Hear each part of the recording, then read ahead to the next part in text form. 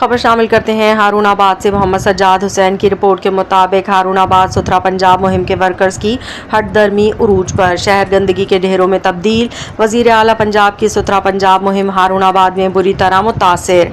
हारूनाबाद सुथरा पंजाब मुहिम photo session तक महदूद। अमला और वर्कर्स इंतजामिया को अंधेरे में रखकर सब ठीक है कि रिपोर्ट जारी किए जा रहे हैं। सफाई सुथराई सिर्फ फोटो सेशन तक महदूद होकर रह गई। शहर के मुतादिद इलाकों में जगह जगह गंदगी के ताफुन ज़दा ढेर जमा हो चुके हैं, जबकि मुतालिका इंतजामिया को सब ठीक है कि फर्जी रिपोर्ट सरसाल की जा रही है। गुज़श्ता दिनों सुथरा पंजाब के वर्कर्स ने महज 2 घंटे की अलामती हड़ताल और एहतजाज करके इंतजामिया से अपने तमाम मुतालबात तो मंजूर करवा लिए, लेकिन मुतालबात की मंजूरी के बाद शहर की हालत इज़ार बदलने में कोई संजीदगी दिखाई नहीं दी जा रही। शहरियों का कहना है कि वर्कर्स फील्ड में आते हैं, चंद मिनट की सफाई का ड्रामा रचाकर फोटो सेशन करते हैं और आला हुकाम की आंखों में धूल झोंक कर गायब हो जाते हैं।